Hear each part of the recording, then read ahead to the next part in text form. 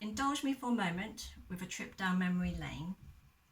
As an 11-year-old, I was fortunate to go to a school that took us to a local swimming pool before swimming was part of the national curriculum.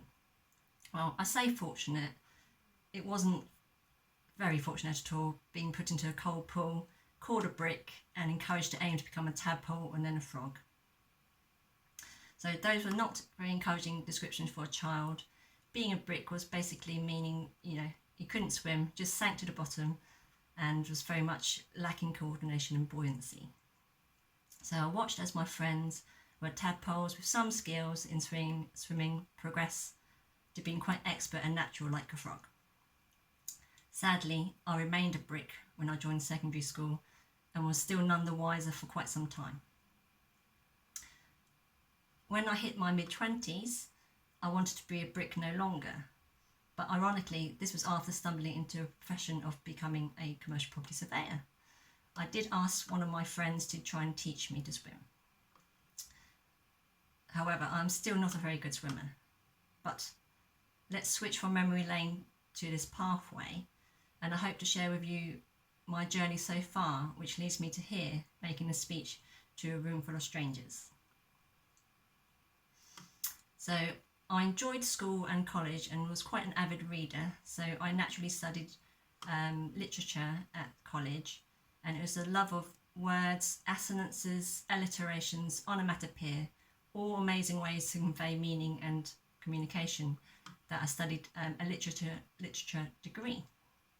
However, I did not have a desire to be an academic, but like all students, consumed daytime television as if it was going out of fashion. And I was enthralled by Sarah Beanie and Kevin McCloud and property programs. And I wanted to be a property developer. And just a bit of I like to show Kevin McCloud and myself whenever I can.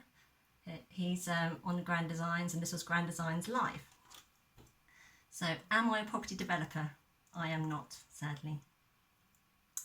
However, being a commercial property advisor, I was an employee for 12 years and then metaphorically became a frog. I took a leap. I took a leap of faith into becoming a co-founder of a commercial property firm, and so that's what I do now and is what is part of me.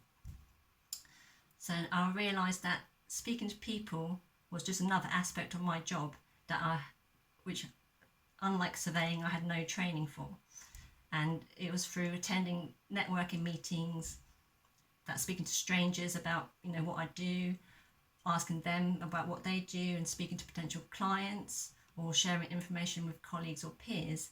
It's not an instinctive skill. And nerves, like now, and fear and lack of abilities, I thought was holding me back in perhaps becoming better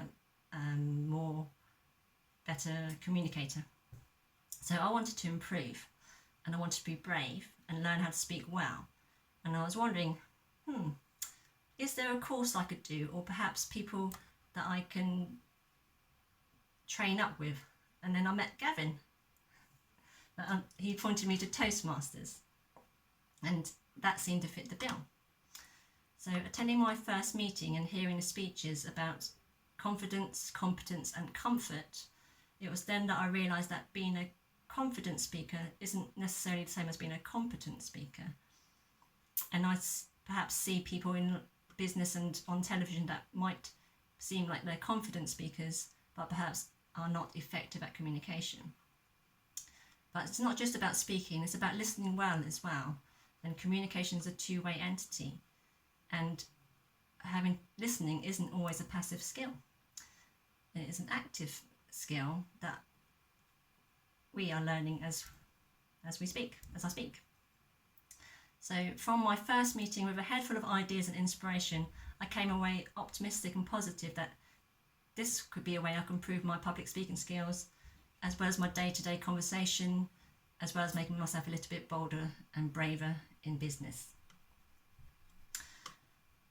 So like wanting to learn to swim, I want to learn to be a better speaker, and funnily enough, delivering this first speech is a bit like plunging into the pool. It's a little bit frightening but thrilling at the same time. And as I come up for air, I'm not a confident swimmer nor a comfortable speaker, but I do hope this changes so that I don't get that sinking feeling when I'm next asked to speak. Thank you, everybody.